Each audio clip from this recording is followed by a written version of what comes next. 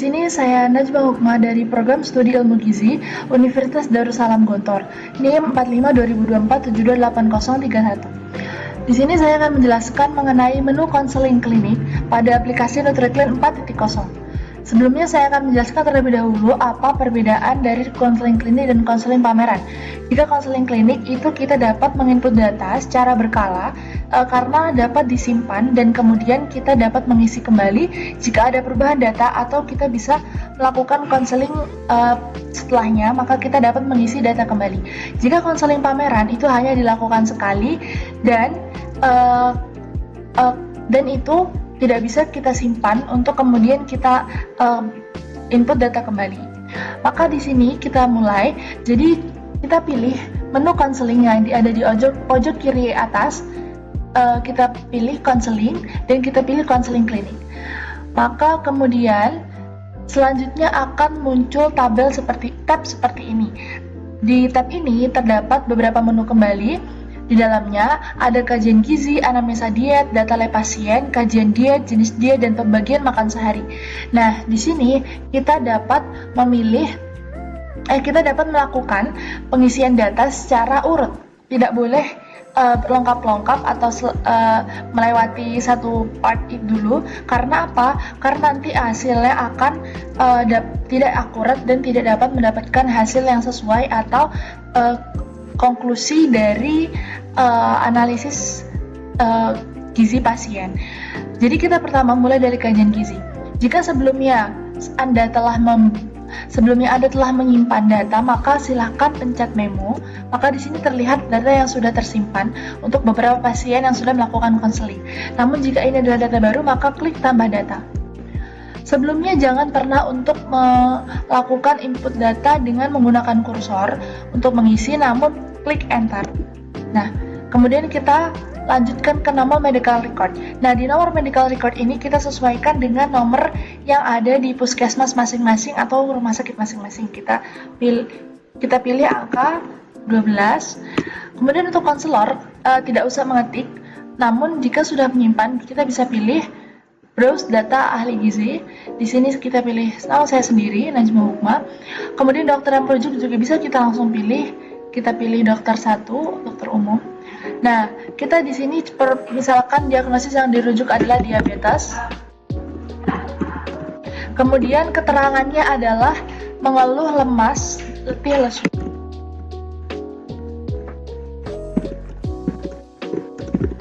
Dan ada edema. Nah, di sini kita lanjut ke identitas pengunjung.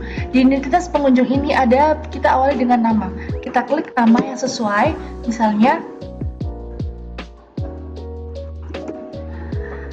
Nah, kemudian kita klik enter, maka di sini akan tertera bahwa ini adalah pasien baru karena sebelumnya tidak pernah ada pasien dengan nama seperti ini. Maka di sini akan langsung ada data angka dari data yang kita simpan atau kodenya.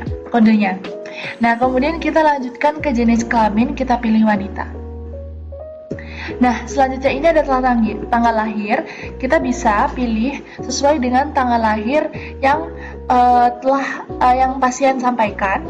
Di sini kita tinggal pilih sesuai dengan tahun, bulan, dan tanggal dari tanggal lahir pasien. Di sini kita sudah memilih tanggal lahir yang sudah disampaikan oleh pasien. Kita klik enter. Nah, maka di sini akan langsung terlihat ada umur dari pasien dan dia berapa tahun, berapa bulan.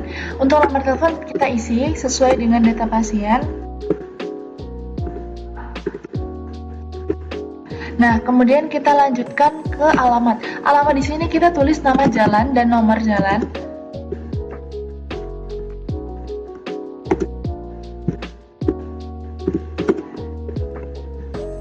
Untuk RT kita juga tulis sesuai dengan data pasien. Nah, untuk kelurahan ini kita tidak perlu mengetik karena di sini ada browse data kelurahan. Nah, di sini kita pilih yang sesuai, maka nanti akan langsung terinput kode pos, kecamatan, dan kabupaten atau kotanya.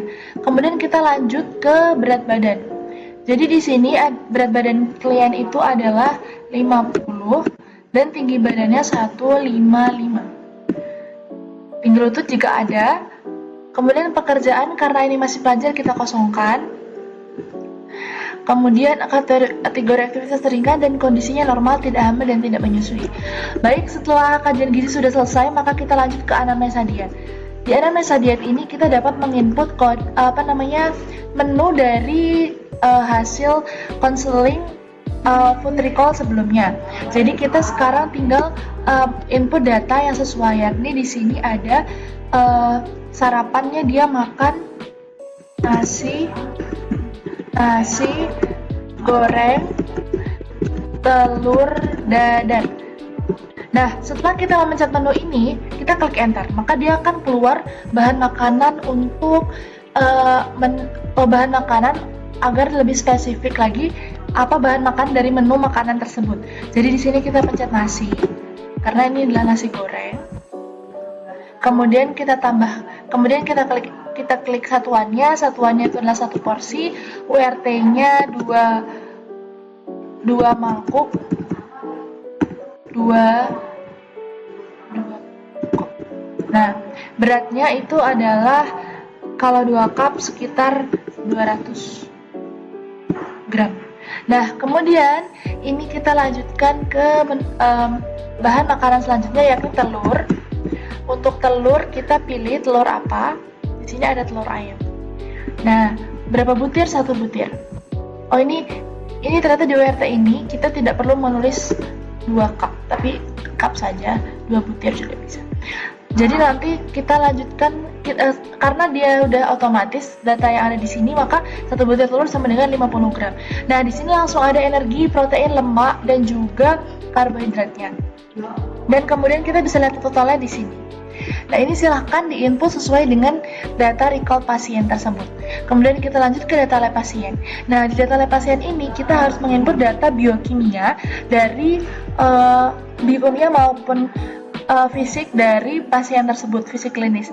Jadi di sini kita masukkan yang terkait dengan penyakit tersebut, misalnya gula darah sewaktunya adalah 250. Nah, ini termasuk statusnya tinggi karena dia memang diabetes.